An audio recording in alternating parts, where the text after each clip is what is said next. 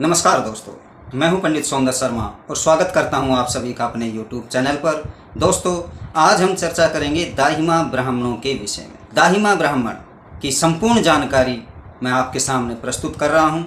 दाहिमा ब्राह्मण को ही दधीमती ब्राह्मण भी कहते हैं। इन्हें ऋषि दधीचि के पुत्रों के रूप में सारस्वत ब्राह्मण के रूप में भी जाना जाता है। दध्यंक ब्राह्मण भी इन्हें कहते हैं। इन्हें कोई छह जाति ब्राह्मण भी कहा जाता है। ये मैं इसलिए बता रहा हूँ कि हमारे यहाँ पर भाषा भेद है। कहीं पर उन्हें किस रूप में जाना जाता है, कहीं पर उन्हें किस रूप में जाना जाता है। मेरा पहले एक वीडियो था सारस्वत और सनाड्य ब्राह्मणों के अंतर के विषय में। उसमें भी कमेंट आए थे कि पंडित जी सारस्वत तो दधीमती माता को मानते हैं।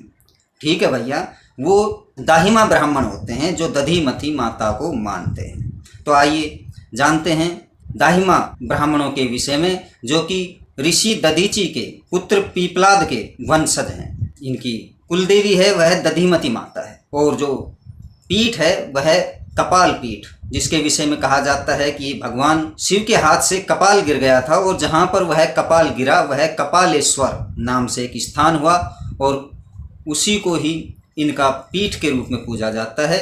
यहाँ दधीमती माता कहती है कि जो दाहिमा ब्राह्मण मेरे को अपनी कुल देवी मान करके और पूजन नहीं करेगा, मेरे स्थान पर नहीं आएगा, वो उन्नति नहीं करेगा, तरक्की नहीं करेगा। ऐसा शास्त्रों में लिखा हुआ है, आप देख सकते हैं।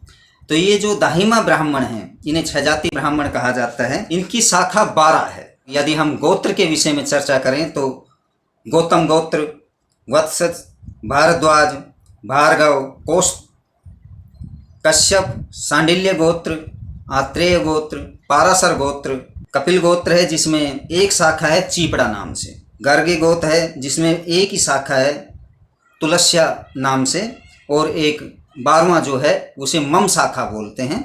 इसमें 3 शाखाएं हैं। तो इसके विषय में आप कमेंट करके जानकारी ले सकते हैं। इन्हें दाहिमा ब्राह्मण कहते हैं। कहीं कहीं पर इन्हें दधीमती सारस्वत ब्राह्मण के नाम से भी जाना जाता है। ऋषि दधीचि हुए हैं। उन्होंने जब अपनी अस्थियों का दान देवराज इंद्र को दैत्यों के संहार करने के लिए किया, तत्पश्चात जो उनका पुत्र था उसे उनकी पत्नी द्वारा पीपल के कोठर में रख दिया गया, और उसके 5 साल बाद में स्वयं ब्रह्मा जी ने उसका यज्ञोपवीत संस्कार किया है और उसे ब्रह्म विद्या प्रदान की है। उन्हीं के 12 पुत्र हुए हैं, और उन 12 पुत्रों के 12 पुत्र यानी 144 पुत्र हुए हैं, जो कि दाहिमा ब्राह्मण ही कहलाते हैं। ब्राह्मण उत्पत्ति मार्तंड में लिखा हुआ है, आप वहाँ देख सकते हैं। मैं अपने मन से नहीं बोल रहा हूँ, ये भी मेरे को कमेंट कर करके और तब पूछा गया है कि पंडित जी दाहिमा ब्राह्मणों के विषय में बतलाइए। तो ये जानकारी दाहिमा ब्राह्मणों के विषय में थी। यदि आपको जानकारी उत्तम लगे तो हमें सब्सक्राइब करें, लाइक करें, कमेंट करें और जुड़े रहें हमारे साथ इसी प्रकार की जानकारियों के साथ। नमस्कार दोस्तों।